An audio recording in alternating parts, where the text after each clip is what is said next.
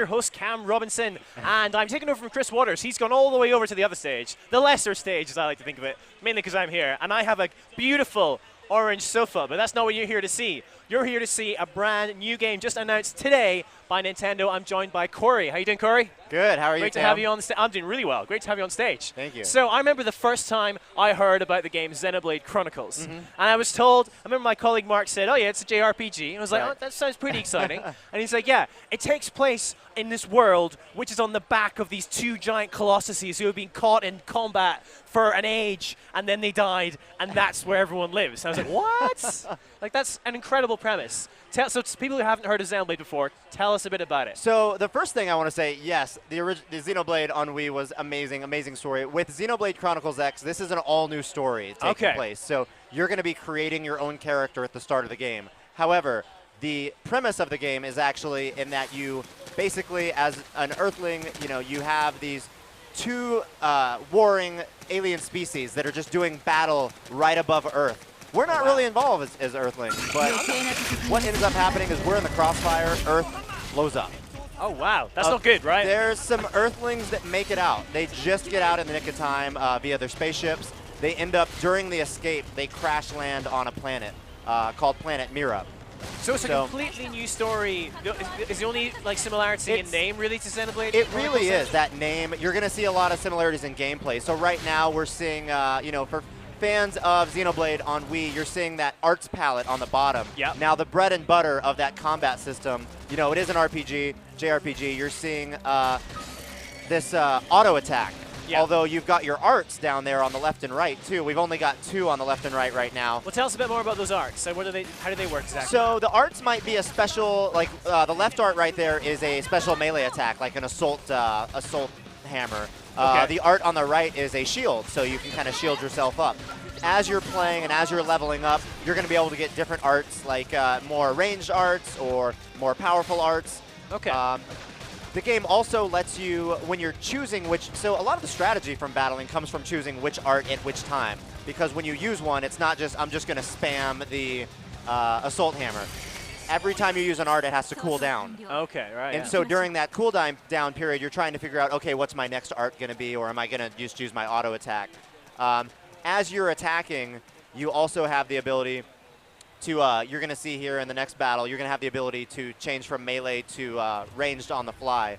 But before we get into our next battle, I at least want to set up this scene that we're about to see. Yeah, where are we? This looks beautiful. What's going on? We woke up, the beginning of this game, we're actually playing like the first 20 to 30 minutes of the game right now, just at the beginning. Our character just woke up from slumber, and Irma, this female character here, found our character that we customized. We named him Cameron.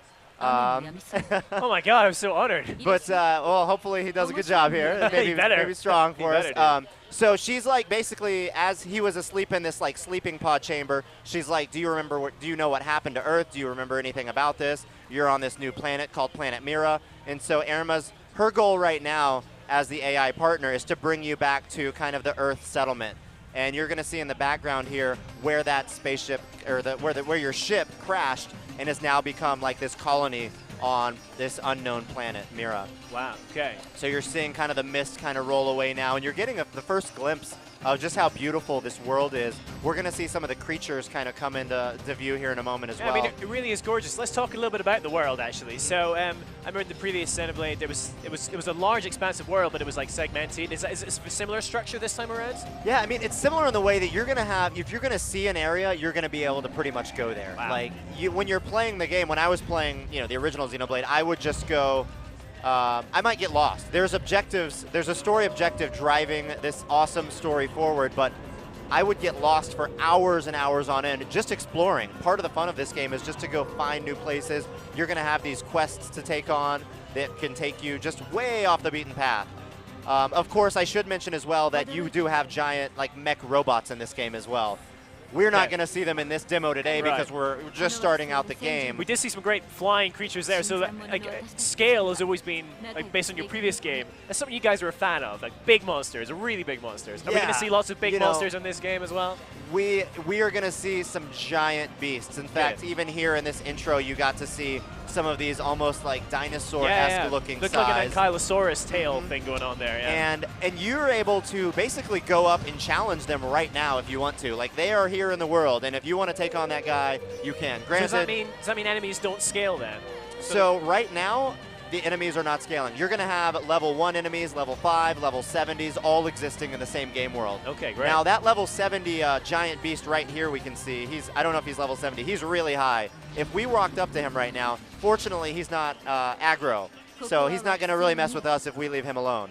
But as we continue along in the demo, you'll see that there are some enemies that are going to attack us on sight. A definitely heavily dinosaur influence there. Is that something that the art team have done through the whole game, or is there just loads of different influences all the way really, through? I mean, the theme is just it's this alien world, so you don't know what to expect. Okay. As you can see on the ship here, these are humans from the United States that kind of crashed here, so this is all new to them. Of course, Irma, your AI partner here, they've been here for a little bit. She's kind of almost a scout. She was actually just out and about doing her scouting duty when she found you at the very beginning in a sleeping pod chamber. And so she's kind of just introducing you. It's kind of a big change. It's like if you just woke up all of a sudden on another planet and you're like, hey, here's a rifle, a knife. We gotta like. Yeah, I'd have a lot of questions for you, I must say.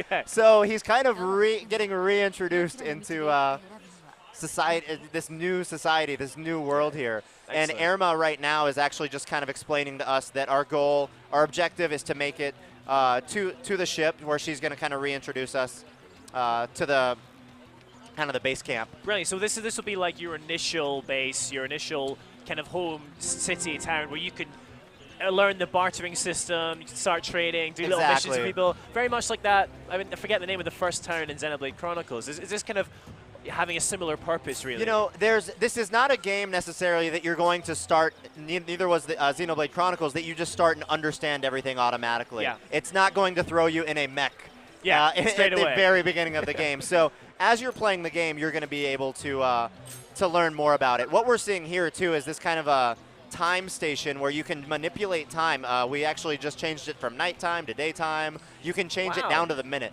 The reason you might want to do that is maybe certain enemies only come out at night.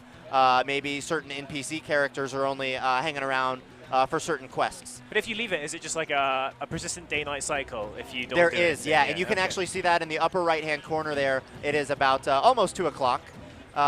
And again, on that map in the upper right-hand corner, that yellow marker is kind of guiding us to the mission objective. All of those red dots just really represent other enemy characters. They may or may not be aggro. This guy was just sleeping.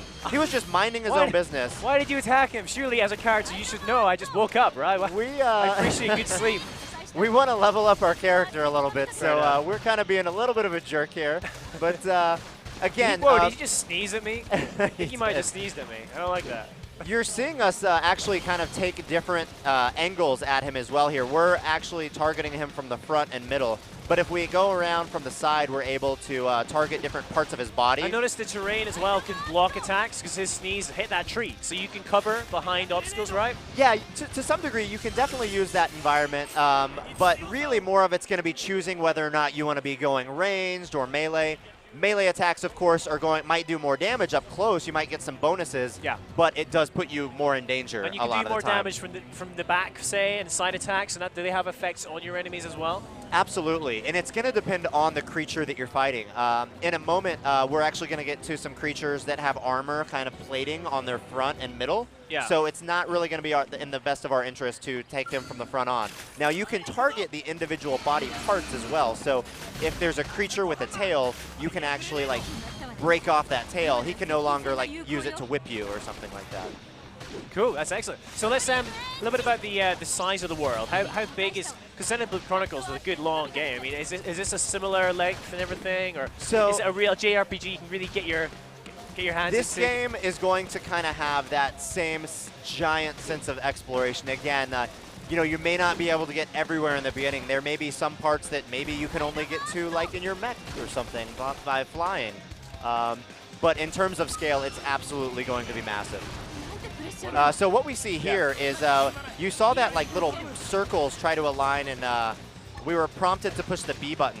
Throughout gameplay, the battles, if you push B at just the right time, you'll be able to get like a health bonus for your character.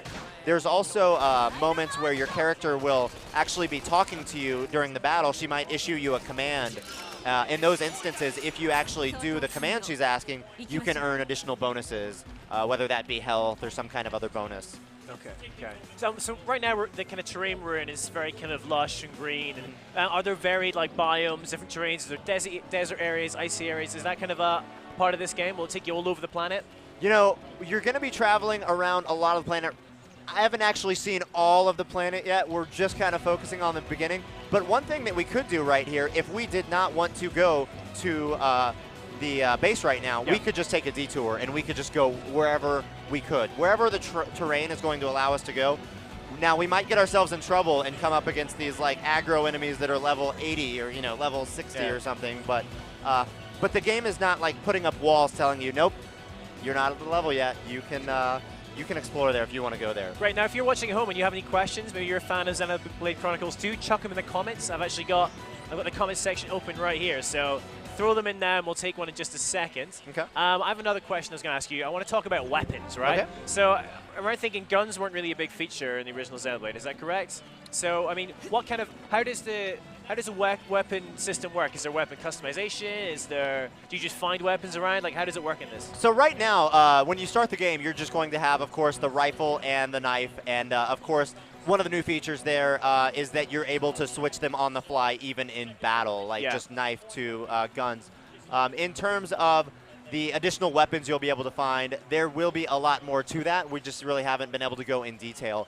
One thing I did want to mention a little bit about the battle system is that you're familiar with Xenoblade, so whenever you use an art, you have to wait for a cooldown period in order to use it again.